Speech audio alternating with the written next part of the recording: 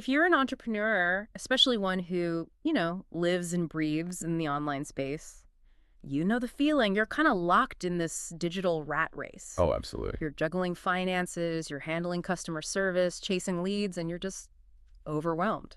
And because of that, the one thing that gives you long-term stability always gets pushed to the back burner. Brand development strategy. Exactly. It's the task we all postpone, even though it's the glue. Think of it this way. Your product is the engine, sure. But brand development, that's the chassis, the tires, the fuel. It's the whole vehicle that keeps the business moving forward. And that is our mission today, a deep dive into the blueprint for creating a strong, recognizable, and deeply connected brand for your online business. Yep. We're using a fantastic article as our foundation today. It's called Brand Development Strategy for Online Businesses, Foundations and Why You Should Care, written by Stefan Bollinger for Get the Clicks. And before we jump in, we have to clarify the terms because this is where all the confusion starts. Right. 3 distinct concepts that everyone uses interchangeably. Let's start with the one you have the least control over, the brand itself. This is how the public, your potential customer, perceives you. It's that gut feeling they get when they see your logo. Then you have the 2 things you can control. First, the brand strategy. That's your internal blueprint. It's the why and the how. It's your mission, what makes you different, your value proposition, all of that. And finally, the brand identity. That's the what. The tangible stuff, your logo, your tagline, the color themes, the font, the visible nuts and bolts. To really make that concrete, the source material uses, well, the ultimate example, Ferrari. Let's do it. Okay, so Ferrari's brand, that public perception, is the absolute symbol of fast luxury. It just screams speed, heritage, status.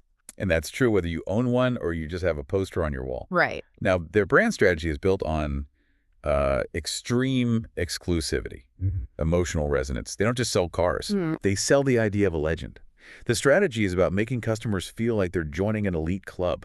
And the brand identity pulls it all together. The prancing horse logo, that specific Rosso Corsa red, the roar of the engine. The whole package. When the identity and strategy are perfectly aligned, they create that powerful public perception, the brand. So if you don't build that alignment from the get-go, you basically lose control of your own story. Exactly. Which brings us to stage 1, discovery and market research. You have to answer the question, who are we really? And this is way beyond just saying you're cheap or you have quality. I mean, everyone claims quality these days. That's table stakes now. You have to define your essence. Are you clever, funny, empathetic?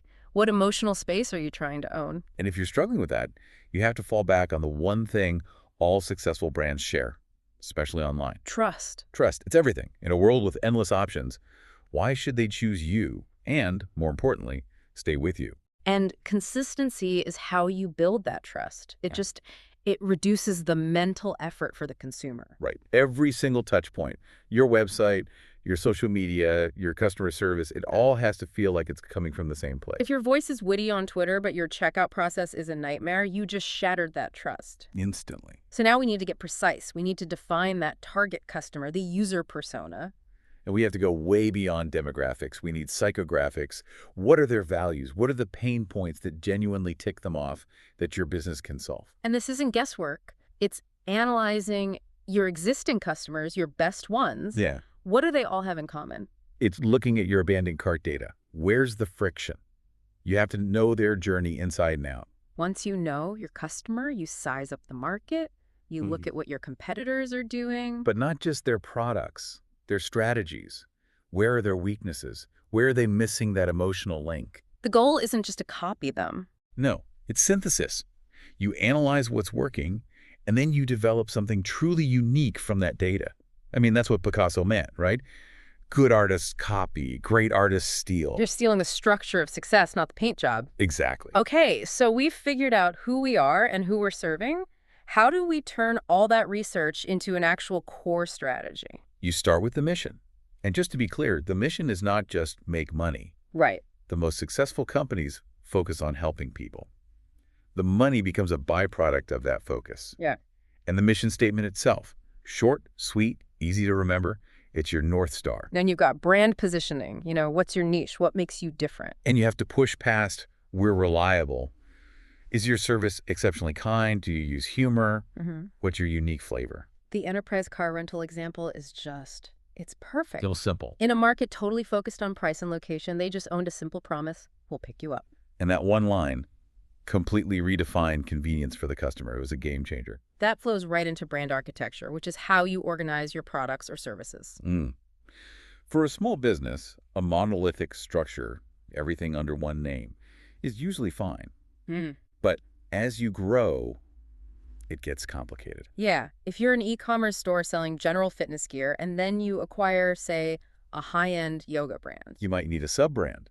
It lets that new line build credibility with its niche audience without confusing your main customer base. The architecture has to fit the business case. Okay, so the frame is built. Now we have to actually promote the narrative. We're turning strategy into action. And that action starts with your actual company policies, the things that build immediate, tangible trust. Like offering hassle-free returns. Or promising a full redo if the service isn't right.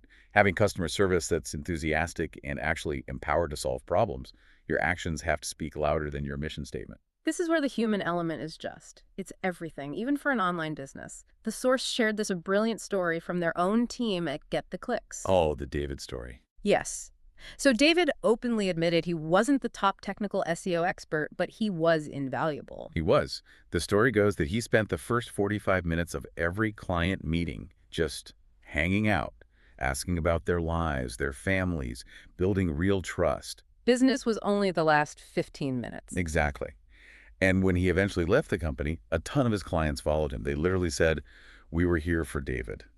That's so powerful. It really makes you wonder, how does an online business replicate that? I mean, you often only have 5 seconds of a customer's attention. You have to operationalize it. Mm.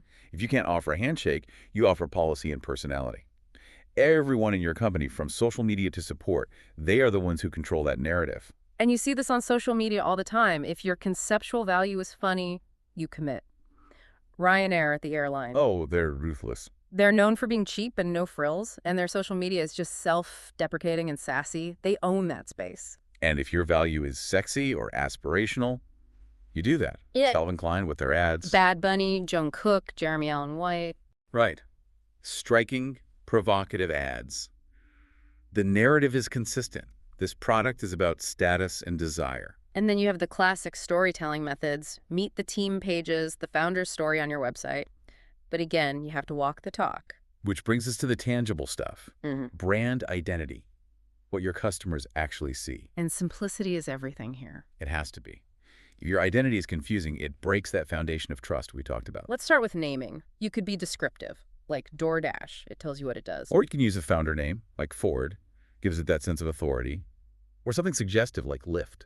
And then there's the high-risk, high-reward approach. A made-up name, Google, Apple. If it works, you're unforgettable. But the risk is huge customer confusion at the start. Your logo has to be just as simple and memorable. The source reminds us you don't always need some complex icon. Sometimes it's just the name in a really distinctive font. Think Google or Disney. Or if you use a mark, make it iconic. The McDonald's arches, the Nike check mark. Then there's the color palette. This is where you get into color psychology. Blue, for instance, is almost always seen as trustworthy, secure. That's why every bank uses it. Right. And red signals passion, urgency, energy. You combine that with the color wheel. Analogous colors, the ones next to each other, create harmony. Complementary colors, the ones opposite, create contrast and vibrancy. And here's the most practical, actionable tip for consistency. Please write down the exact hex code for your colors and the font files you use. Put it in a guide. Because if you don't, your social banner and your website will end up being slightly different shades of blue, and it just looks unprofessional. It breaks the trust. And finally, the tagline: M&M's, melts in your mouth, not in your hands. It's brilliant because it shows they understand a common problem. It builds empathy. So once you have all this defined, you have to collect it all into one clean brand guide document. And that's not just for outside agencies. It's for every single employee. So everyone is on the same page. Which leads to the challenge of change. Rebranding is like walking a tightrope, a knife's edge. You have to evolve, but you can't jump the shark and lose what made people love you in the first place. The Dunkin' Donuts rebrand is a great success story. Dropping the donuts to just become Dunkin'. It was so subtle, but so smart. It acknowledged that they sell a ton of coffee and other food now. But contrast that with Cracker Barrel. When they tried to modernize their stores and logo, Total backlash. overwhelming backlash Hmm. because their whole selling point was nostalgia, the old-timey Southern vibe. By modernizing, they were killing the very thing people came for.